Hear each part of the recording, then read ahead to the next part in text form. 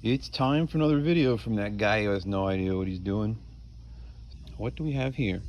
We have this wonderful new wiring harness from Ken at Vanagon for the Dijijet fuel injection system. This looks wonderful, doesn't it? Why did I buy this? Well, because my van, since I've owned it for 25 years, every now and then likes to just turn itself off and stop. I mean, just stop running altogether and just coast to the side of the road. You go in the back, wiggle a few wires, and it starts back up again. So, we're going to give this a shot. I mean, what the heck, because those wires back there are 40 years old. Won't hurt to redo this. If you know me, I like to spend money on safety things. I don't spend a lot of money on paint or anything like that, as you know. So, let's try putting this in. I have heard, well, I posted on one of the many Vanagon lists, like how hard is this to put in? Some people said it took them forever. Some people said it took 5 minutes.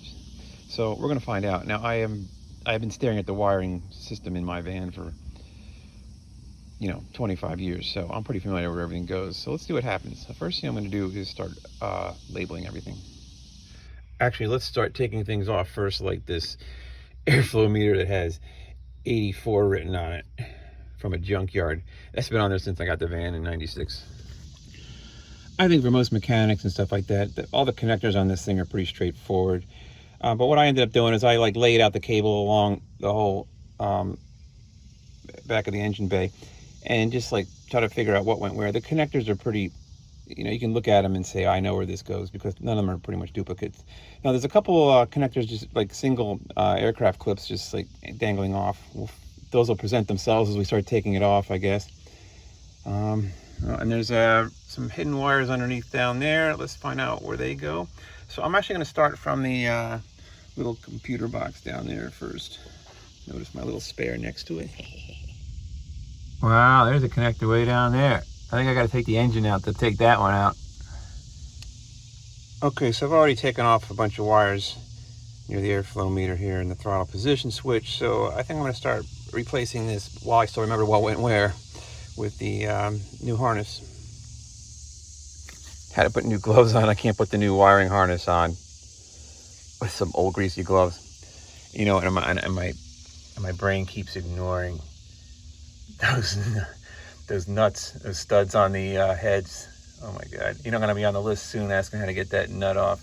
In order to get that hard to get at connector down there, I think that's a cold start valve. I'm not sure what that is. I had to take the boot off, which is not a big deal, but I'm sure I introduced some problems with that. We'll get to that. We'll have my next video on how to detect boot leaks. So I've been cleaning up the little spades and stuff like that as I go along, and I think I found my first thing I got to crimp a spade onto. I think this looks like a newer modern connection here. There you go. Just put your thumb lightly on the overflow tank and it'll just shatter for you. So the right side's done and buttoned down, zip tied. Suggestion, and this is what makes my videos worth all the money you pay for them, is I would feed the right side underneath the bottle first, and underneath your cracked bottle first, because I think it's less connectors there, and it's just a little harder to get the big connectors and stuff to go from right to left under the bottle. Hey, don't forget to subscribe so I can make 10 cents a month in the future for these videos. So the lone wire coming off right after the computer thing there, it looks like it's for the O2 sensor. Oh my, this certainly is a puzzle. How do I get those out of there? Let's find out. So just put those filthy old cracked, dirty relays back on the nice shiny new wires. So there are a few ground pieces that don't get changed out, so make sure you clean those up. I actually replaced my ground strap a few years ago. Keeping the grounds clean is extremely important with the Vanagon, so if you ever have lots of intermittent issues and stuff like that, you definitely should be doing the grounds. But I hate doing that screw, it takes forever. So it looks like there's this ground wire here, and that's one that goes to the distributor. I think it's supposed to go on the ground strap, but that's underneath the air conditioner, and I cannot get that bolt off, so I got a temporary ground here just going over to the ground on the wall. I'm going to fix that in a little bit. Okay. how long did it take me? Couple hours. So I would say a majority of it was looking for things I've lost, like this 10 millimeters over in the lawn now. That's one of the 10 millimeters in the lawn. Oops. Next job is to fix this real quick. Beside that awful splice there, this looks really nice. I think one of the frustrating things, I think, is when you're working, trying to replace this on the left-hand side, is just that everything's in the way. And when you're trying to put the other one in at the same time you're yanking this one out, everything's entangled with each other. It's because you don't want to, unless you can do this all at once. If you're good enough to pull this all out at one time, then go ahead and do it. That would be my suggestion. The left side is considerably harder than the right side. Here's an extra bonus. Whoops, left last month's surprise lying here in the lawn. That's my fuel line. This toes dumps a lot of fuel out while you're driving by. Started right up.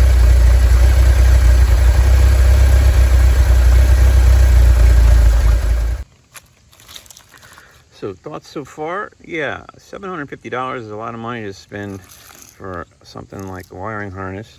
But if you're thinking about how much money you're going to pay somebody $150 an hour to find problems with your current one, you know, and secondly, the peace of mind is unbeatable. If you find yourself on the Cross Bronx or Merritt Parkway as often as I do, the thought of this in the back of your van is terrifying. Did you know that if you try to replace your fuel pump on the Merritt Parkway, the state police come and make you get towed off for $125 so you can go to New Rochelle and put the fuel pump on? I'm just letting you know that. I heard it from a friend. Look at this thing. Hey, there's some load-bearing tape on there. For sale, 1983 and a half Dijijet harness. It's only $500. Just let me know. Just took it for a ride. About 20 minutes away. And 2 symptoms are gone. And then there's no more dead spot when accelerating. Feels like I got more power. And also that hesitation when you're in low vacuum. Let's say you're going 40 miles an hour in 4th gear and you just like take the foot off the gas before it would like buck a little and hesitate. That's all gone too. We'll see what else is gonna go on. Yeah, I just took the highway and I got better acceleration. I got better top speed. I can't be happier. I mean, so many gremlins have gone away that I've been chasing for 26 years.